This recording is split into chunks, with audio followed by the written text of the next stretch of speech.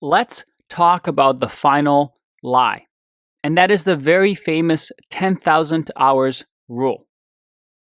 Now, for those that don't know, this 10,000 hour rule was popularized in the book Outliers by Malcolm Gladwell. But it actually stems from a 1993 study looking at violinists.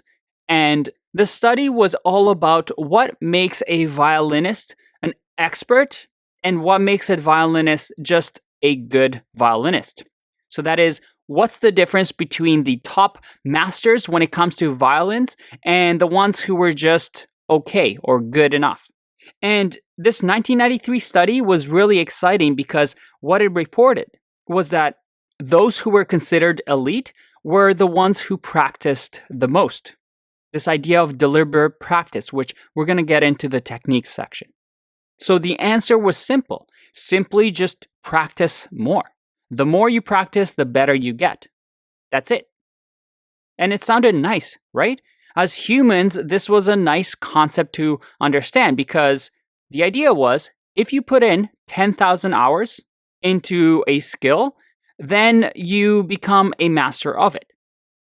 However, over the years, even though this concept has become really popular, many studies have actually debunked this. And a recent study in 2016 combined all these studies and looked at this original study to analyze it and see if it was accurate. And it turns out that it wasn't really.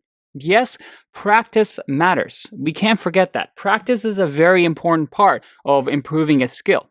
However, there are many different factors involved. Things like genetics, your past history, like your upbringing, your school, your friends, your personality actually contributes to how good you can get at a topic. And that doesn't sound exciting, right? Because it sounds like we have less control over what we can learn. With the 10,000 hour rule, we could say that, hey, anybody can do anything that they want, which is just such a nice thing to hear. But unfortunately, the truth of the matter is that we don't play in an even playing field in this world.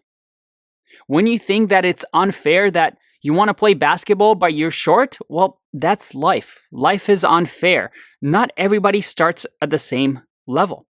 When you think it's unfair that somebody with wealthy parents can go to a really nice school, go to expensive schools like Harvard, well, that is not fair, but that is life. Everyone has advantages and disadvantages. And it's unrealistic for us to think that everyone is starting at the same place. But I don't want to leave this section making you feel like, well, I have less control over my future, my skills, and my learning.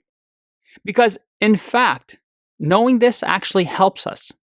Because what we'll learn in this course is the idea that you don't have to be the hardest worker. You don't have to be the person that puts in 80 hours a week of work. We're going to focus on efficient learning. And efficient learning is all about learning smart. Instead of just banging our head, working as hard as we can, and exhausting ourselves in the process, we focus on efficient learning.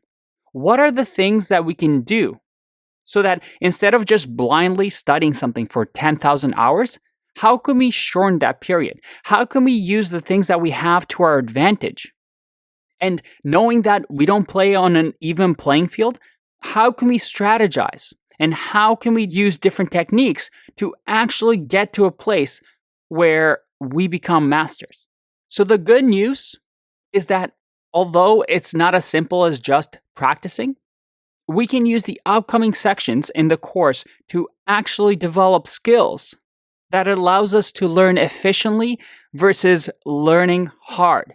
Instead of going to the gym for 2 hours each day, we can get the same results with 20 minutes each day. It's the same principle, the idea of efficient learning. And we're going to dive deeper and deeper into this topic.